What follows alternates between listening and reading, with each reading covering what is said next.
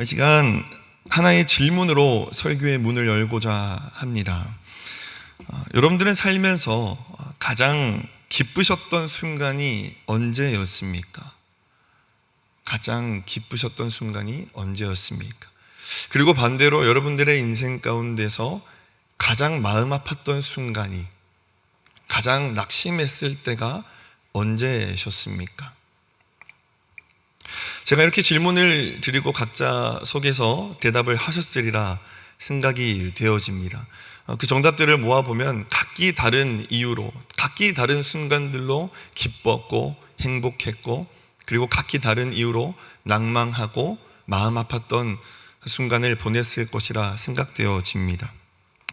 그러나 이 두 질문에 대한 대답은 같은 대상에서 나올 것이라 생각되어집니다.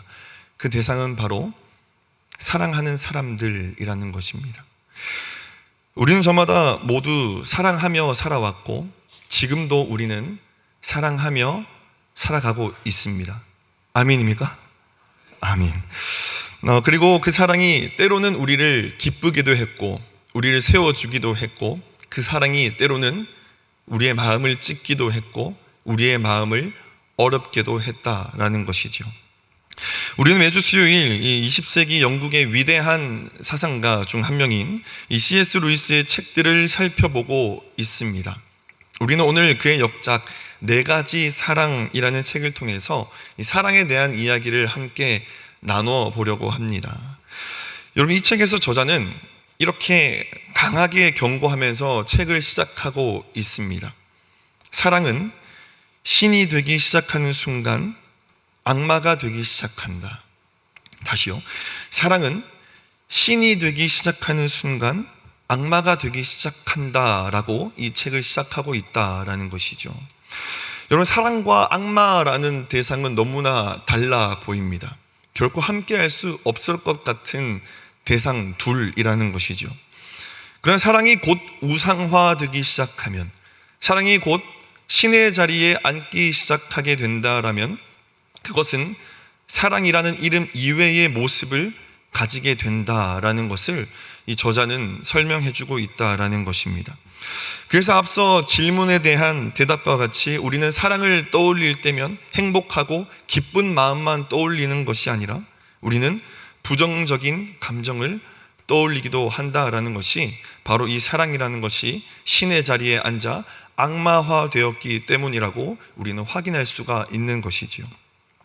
오늘 우리는 루이스가 정리한 이 네 가지 사랑의 모습, 네 가지 사랑의 모습을 성경의 빛 아래서 살펴보면서 우리의 삶이 세상 가운데 하나님의 사랑을 어떻게 전하고 살아가야 하는지에 대해서 함께 살펴보려고 합니다.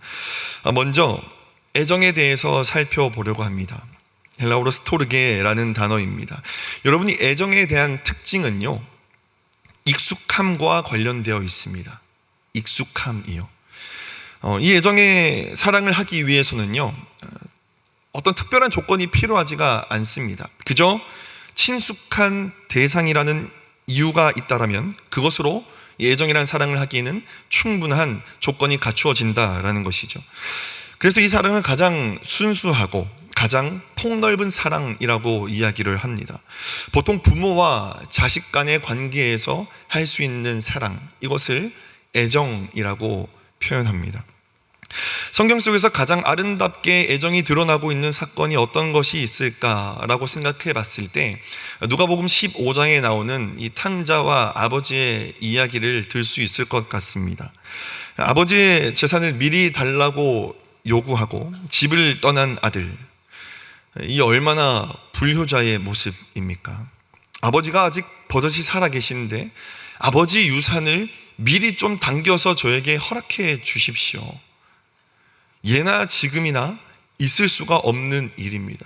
아버지의 유산을 미리 달라고 하는 것, 그것은 어쩌면 아버지 지금 죽으셔도 괜찮습니다.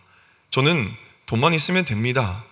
아버지보다 저는 이 물질적인 돈이 더 중요합니다 라는 표현일 수도 있었던 그 탕자의 발언이었다라는 것이죠. 그랬기 때문에 우리가 잘 알고 있듯이 이 아들이 방탕하게 그렇게 살아가다가 이 돼지 먹이마저 탐내는 그 지경까지 갔을 때, 그리고 이 아들이 집으로 돌아오게 되지요. 그리고 이 아버지는 그 아들을 맞이하지 않아도 사실은 크게 상관없는 입장이었습니다. 내가 그렇게 너에게 허락한 것이 있는데 그냥 나가서 잘 살지 그랬냐? 나가서 그냥 네 인생 살아라. 네가 집 박차고 나간 것이 아니냐? 라고 이야기하면서 다시 내쫓을 수도 있었다라는 것입니다. 그러나 그때 이 아버지의 반응은 그렇지 않다라는 것이죠. 성경은 이렇게 기록합니다. 누가복음 15장 20절 말씀입니다. 제가 읽도록 하겠습니다. 이에 일어나서 아버지께로 돌아가니라. 아직도 거리가 먼데 아버지가 그를 보고 측은히 여겨 달려가 목을 안고 입을 맞추니. 아버지는 아들을 기다리고 있었던 겁니다. 언제 어떤 모습으로 돌아올지 모르는 그 아들을 언제나 저 멀리서 바라보면서, 작업하면서 그 땅을 바라보고, 작업하면서 그 길을 바라보면서 내 아들이 언제 돌아오나, 언제 돌아오나, 그 애타는 마음을 가지고 언제나 아들을 사랑하는 마음으로 기다렸다라는 것입니다. 어떤 상태로 돌아오든 너는 내 자식이다. 그렇게 결단하고 다시 사랑하는 것, 그것이 애정이라는 겁니다. 그러나 여러분, 이 따뜻한 애정이 하나님의 자리에 올라가게 되면, 이 따뜻한 애정이 신의 자리에 올라가게 되고 이것이 우상화되기 시작하게 되면 집착과 통제의 모습을 가지게 되고 이것은 곧 자기 만족이라는 악마로 변하기 시작한다라는 겁니다. 이 C.S. 루이스 저자는 이 피제트 부인에 대한 이야기를 책에서 다룹니다. 이 피제트 부인이라는 사람은 이런 사람입니다. 가족의 필요를 위해서 평생을 헌신했던 사람이었습니다. 아침 일찍 일어나서 밥을 짓고 온 가족의 옷을 손수 빨고 가족 중 누군가가 아프면 그 곁에서 밤새도록 간호했던 사람. 남편이 술을 마시고 회식 자리에 있다가 집에 늦게 들어올 때에도 그 남편을 기다렸다가 그 모든 뒤치락거리를 해줬던 사람. 그 사람이 바로 이 피제트 부인이었습니다.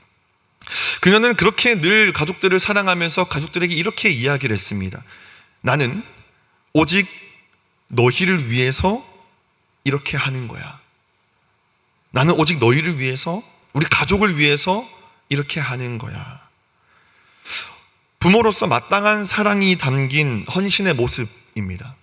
부모로서 마땅한 모습이다라는 거예요.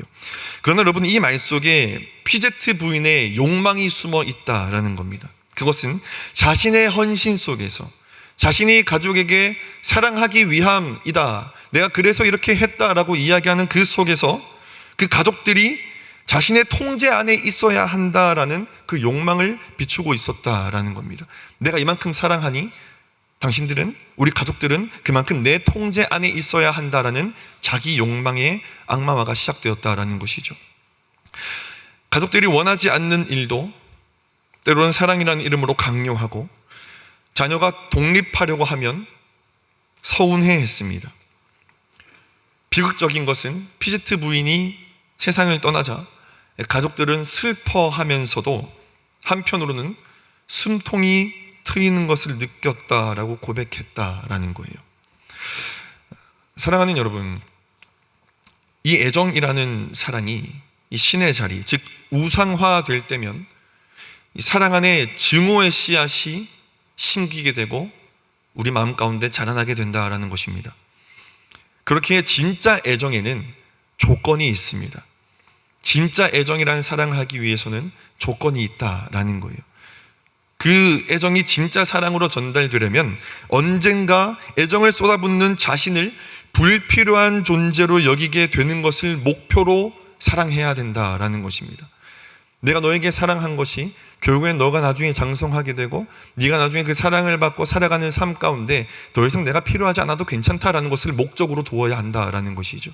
계속 내가 너를 사랑했기 때문에 너가 결혼을 했어도, 너가 연애를 했어도, 너가 이것을 했어도, 직장을 구하면서도, 너가 집을 나가면서도 그런 것들을 바라보면서도 여전히 내 사랑 안에 거해야 된다 라고 이야기하는 것이 아니라 어느 순간 이제 그것으로부터 자유로워지는 것. 그렇게 되면 내가 이만큼 너의 필요를 채워주었기에 너는 그만큼 나의 통제를 따라야 한다라고 왜곡되어지는 것에서 벗어날 수 있다라는 거예요.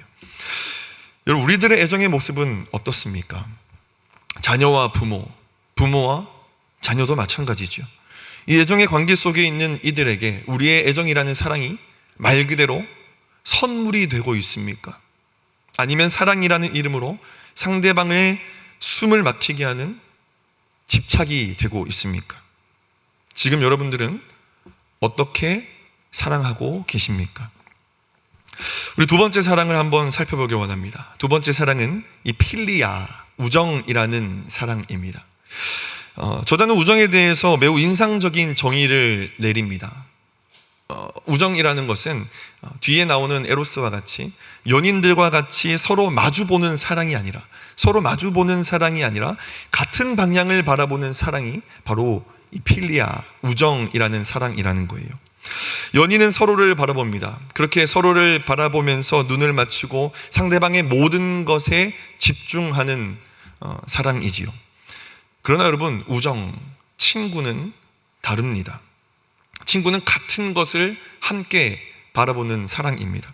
그래서 우정에서 중요한 반응이 무엇이냐면 동의입니다. 동의. 너 그렇게 생각했구나. 나도 네 생각과 똑같아. 너가 이걸 진리로 생각하고 있구나. 나도 이것이 진리라고 생각해.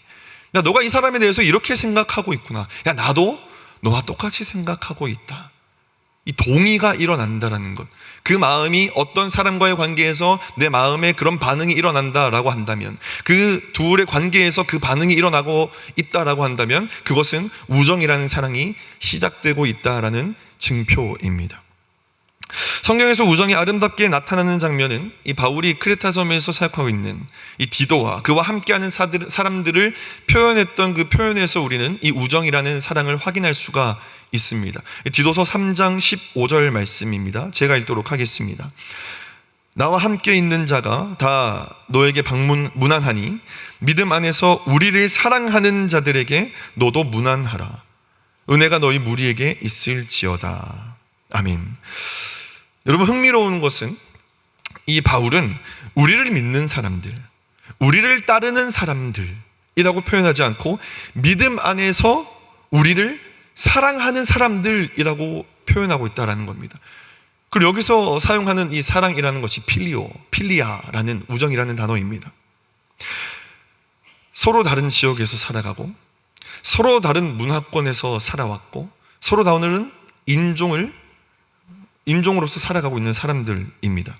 그러나 이들은 예수 그리스도라는 이 같은 복음을 받아봤기 때문에 이들은 우정이라는 사랑으로 한 공동체를 형성하고 만들어갈 수가 있었다라는 것이죠. 디도서의 1장의 시작도 그렇습니다. 바울이 디도를 부를 때에 같은 믿음을 따라 된 아들이라고 표현을 합니다. 같은 믿음을 따라 된 아들. 우리는 디도가 얼마나 믿음이 출중했기에 아들이라는 표현을 썼을까, 얼마나 가까이 있었기에 아들이라는 표현을 썼을까, 이 아들에 집중을 하지만 사실은 이 아들을 수식하는 같은 믿음을 따라 된이라는 단어가 더 중요하다라는 것입니다. 이렇게 표현하는 것만 봐도 이들이 무엇을 향하여서 같이 동의하고 마음을 모아서 나아갔는지에 대해서 우리는 확인할 수가 있다라는 것이죠. 여러분, 그러나 이 우정이라는 사랑도 하나님의 자리에 앉게 되는 경우에, 이것이 우상화되기 시작하는 경우에 악마화되기 시작합니다.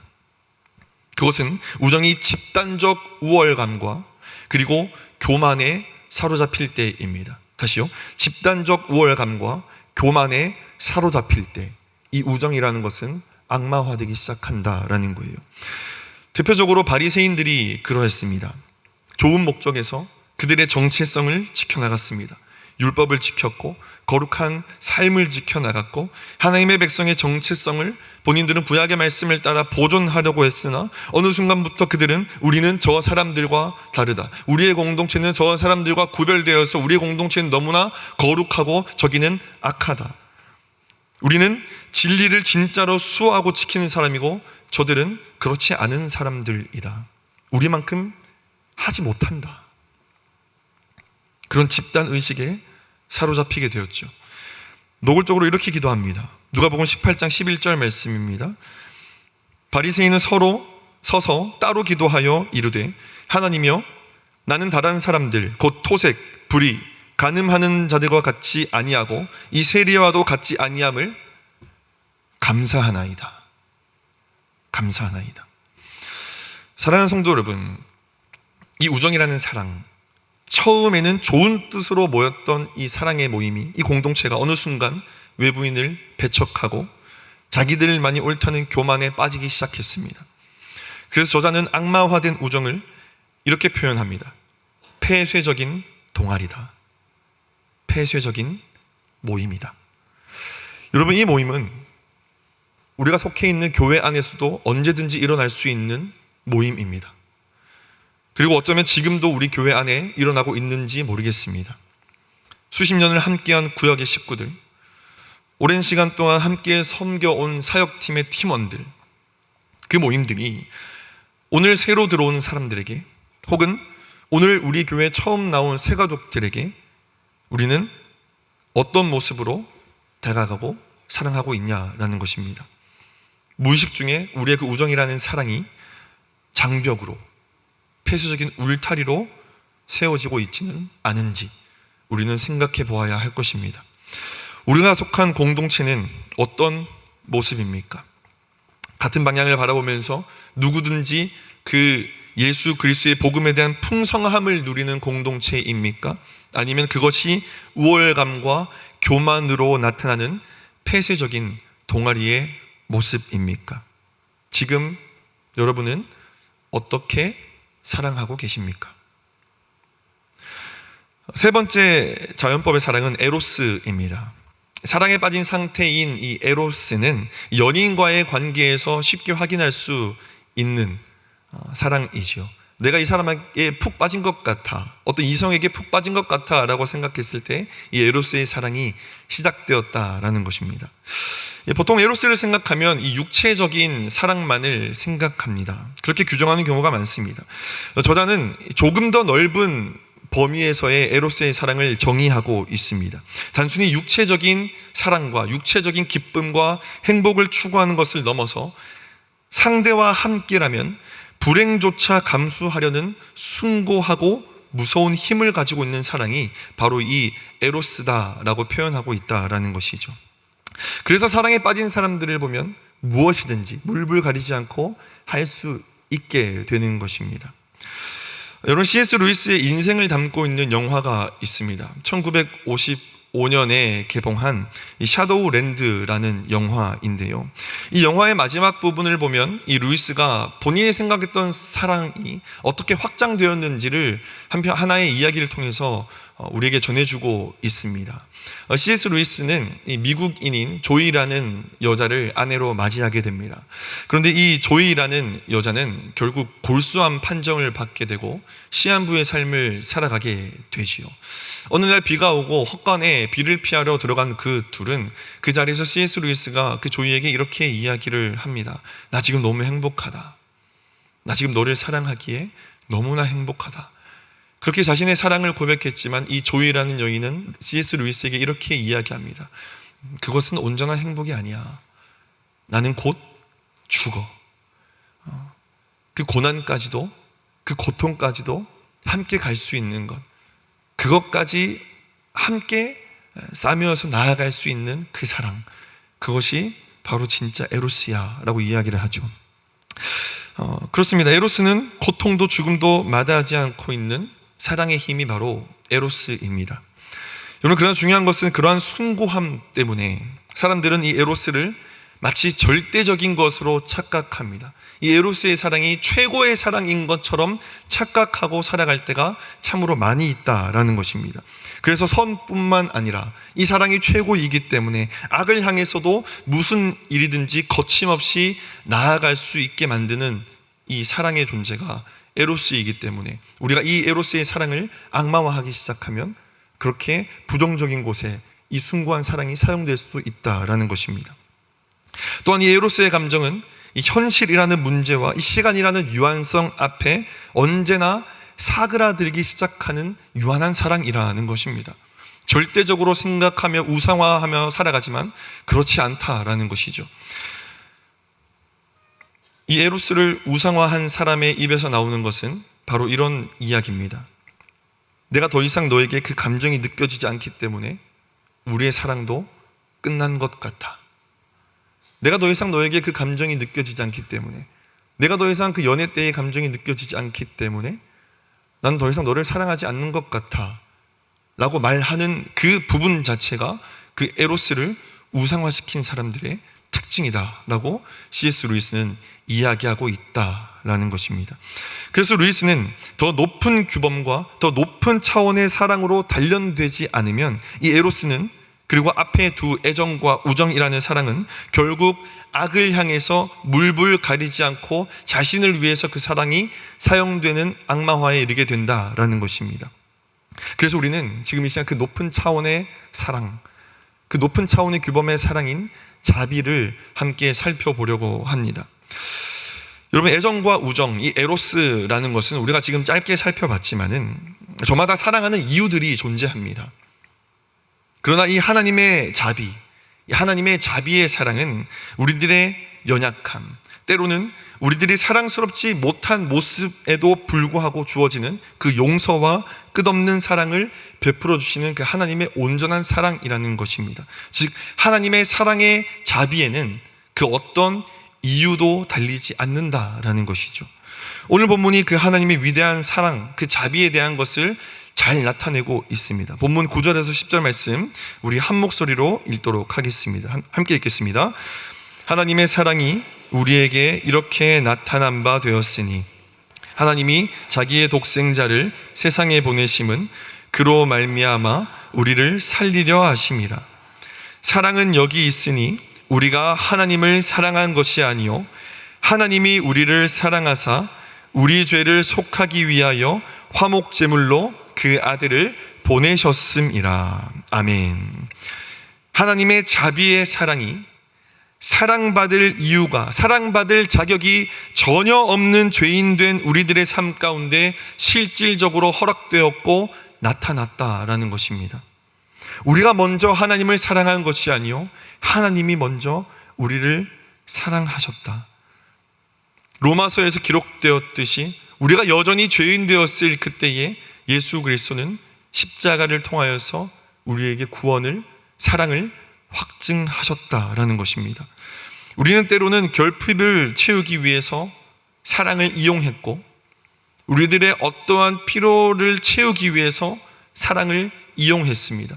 우리는 때때로 그 사랑을 하나님 앞에서도, 하나님을 사랑한다는 그 목적 아래서도 하나님을 이용하려 했을 때가 참으로 많이 있는 것이 우리들의 연약한 피조물들의 모습이다라는 겁니다. 그럼에도 불구하고 모든 것을 품으시는 그분의 풍성함이 자비라는 이름으로 그 모든 것들을 덮으셨습니다. 하나님의 선물의 사랑은 본질적으로 전혀 사랑스럽지 못한 것조차 사랑하게 만드는 힘이 그 하나님 안에 있기 때문입니다. 그래서 그 자연의 사랑들 속에 사랑 자체이신 그 하나님의 자비가 들어올 때서야 비로소 우리들의 사랑은 악마화되지 않을 수가 있다라는 것입니다. 그리고 그 사랑을 우리는 세상 가운데 애정과 우정과 에로스라는 이름으로 그들에게 하나님을 보여주며 살아갈 수 있다라는 것이죠. 여러분, 저자가 책에서 비유로 이야기한 것과 같이 하나님은 우리 마음 가운데 정원을 만드셨습니다.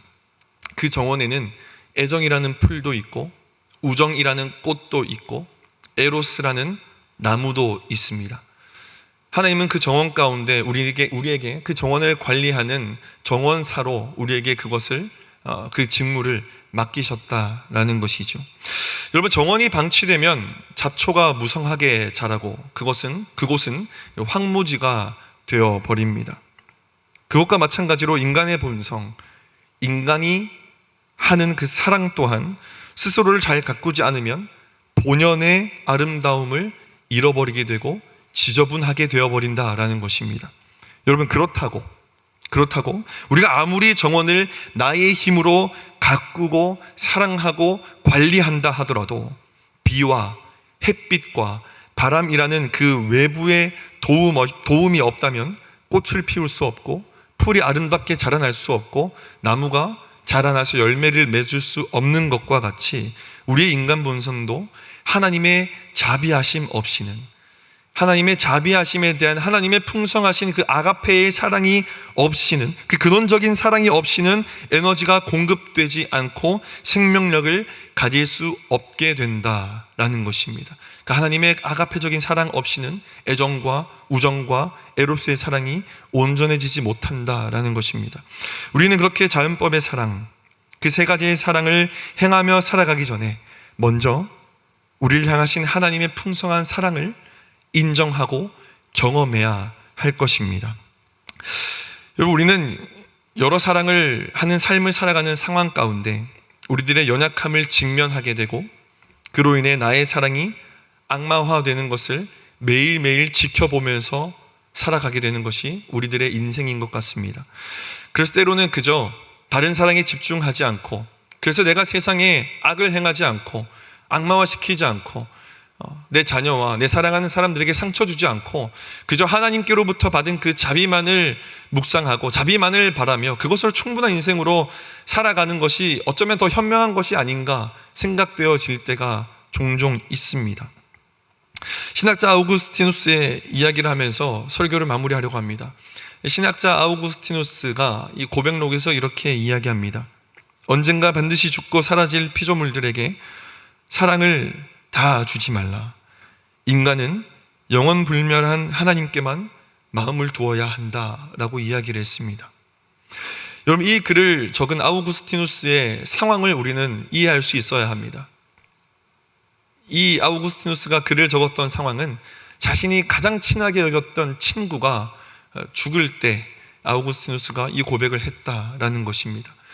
내 친구에 대한 못했던 마음, 내 친구에 대해서 온전하게 사랑하지 못했던 마음, 그것들을 온전하게 쏟아서 누구에게 상처 주고 그렇게 나아가지 못할 바에 우리가 하나님께만 집중한 것이 훨씬 나은 것 같다 라는 그 애절한 마음을 담아서 썼다라는 것이죠. C.S. 루이스도 앞서 이야기했듯 아내를 병으로 잃었습니다. 그러나 C.S. 루이스는 그 책에서 아우구스티누스의 이야기를 따르지 않습니다. 오히려 C.S. 루이스는 이렇게 이야기를 합니다. 제가 읽도록 하겠습니다. 사랑은 언제나 배신당하고 잃어버리고 내 마음이 찢어지는 것을 각오하고 던질 수 있어야 한다. 마음을 걸어 잠그는 것은 자비가 아니다. 자비가 인간 따위는 사랑하지 말고 신만 사랑해라고 요구하는 것이라면 그것은 잔인하고 너무나 차가운 요구이다. 저자는 어떻게 이렇게 고백할 수 있었을까요?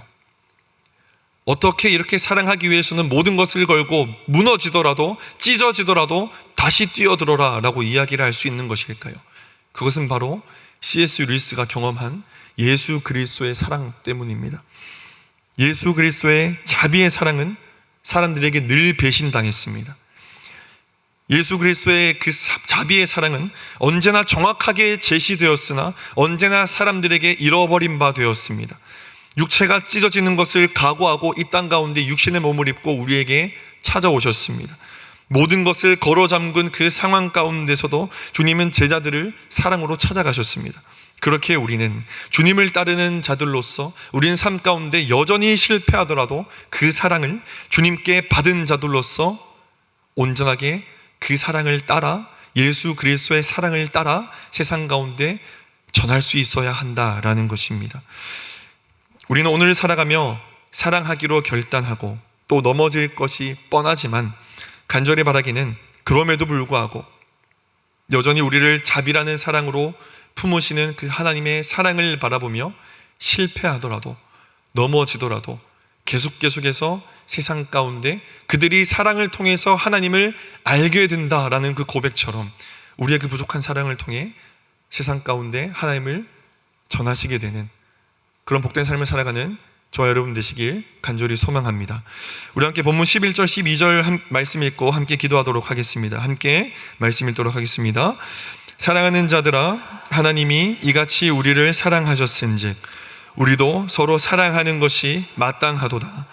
어느 때나 하나님을 본 사람이 없으되 만일 우리가 서로 사랑하면 하나님이 우리 안에 거하시고 그의 사랑이 우리 안에 온전히 이루어지느니라.